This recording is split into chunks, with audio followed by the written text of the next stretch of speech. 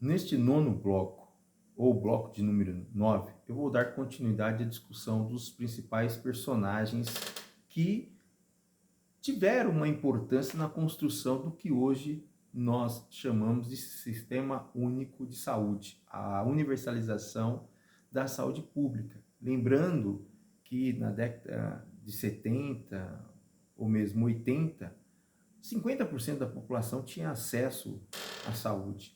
O Sistema Único ele vem justamente para atender a população de forma geral. Agora, isso não foi conquistado somente na Constituição de 1988, como eu já falei nos blocos anteriores. Isso vem de uma longa jornada de luta do movimento social e o movimento dos sanitaristas da década de 70 contemplaram essa ideia da universalização da saúde. E de lá para cá, toda uma jornada de luta. E essas pessoas tinham vínculos com as ideias comunistas. Tá? O comunismo, o termo comunismo, é mais para diferenciar dos outros socialistas do período em que o manifesto comunista é colocado em 1848. Né? E até para diferenciar o pensamento de Marx dos demais pensamentos socialistas da época. E as ideias comunistas, elas se espalharam. Né? Não existe um país comunista, no sentido da sua essência, que é o comunismo não tem Estado. Tá? E muito menos um partido que vai dirigir. Não, ele parte da organização dos trabalhadores. É um governo dos trabalhadores. E mesmo a ideia de ditadura do proletariado, que não é uma ideia do Marx, o Marx assimila essa ideia de um contemporâneo dele, o Joseph Wade. O Joseph Wade é um contemporâneo de Marx, conheceu Marx e depois ficou muito próximo de Engels. Ele trabalha essa ideia da ditadura do proletariado, que é a ideia dos trabalhadores, que seria a maioria. Só que essa maioria teria que discutir os problemas e fazer uma votação e que a maioria vença. Então tudo deveria ser discutido. A ditadura do proletariado, que não é uma ideia de Marx, Marx assimila isso, tá? Ela tem a ver com a universalidade, que os operários discutam e a maioria, tá, que apresentou, que defendeu uma ideia, vence. Embora hoje essa discussão de maioria e minoria foi questionada pela própria Marilene Chaui na discussão de democracia de conflito, onde uma maioria não pode oprimir uma minoria e nenhuma minoria pode oprimir uma maioria. Tem que buscar o equilíbrio. Mas isso faz parte do próprio movimento, né? Dessa ideia de escolha, desde aquele período, ou desde a Grécia Antiga, até hoje. É natural. Tem uma revista que publicou vários textos sobre médicos sanitaristas. Tem um documento aqui que tem a ver com um seminário, que é o seminário que aconteceu na USP, segundo seminário discente de pós-graduação em ciência política da USP, de 2012. Esse documento fala de dois personagens, né?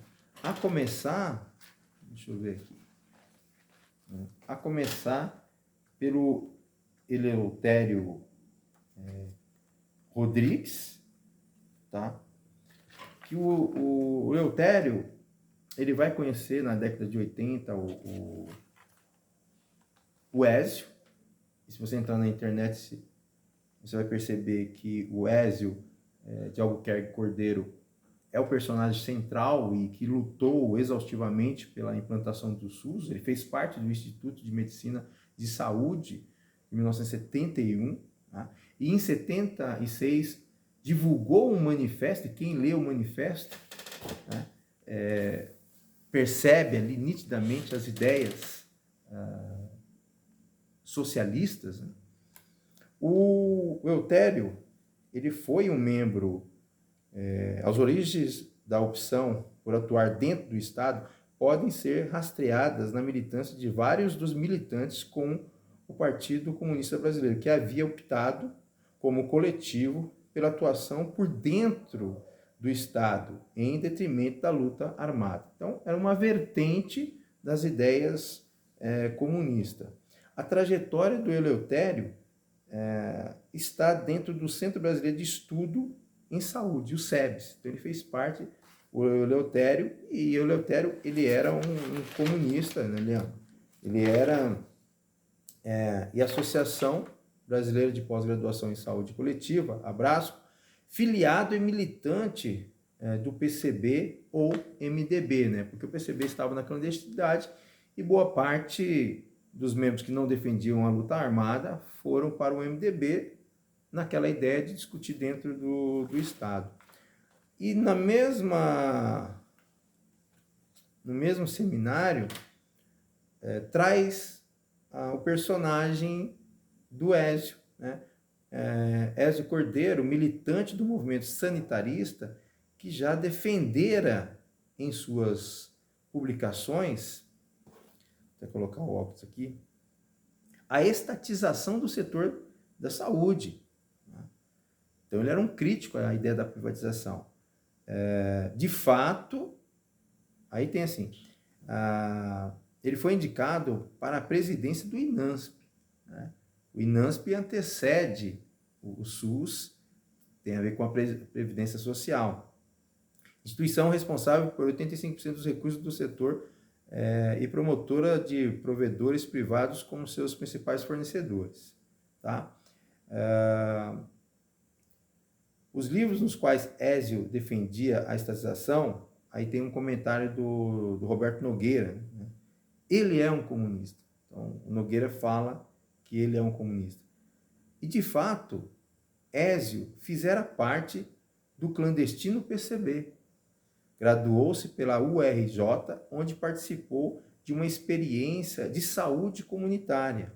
Foi um dos idealizadores do Instituto de Medicina Social no início dos anos de 1970, um polo de renovação do pensamento crítico em medicina social.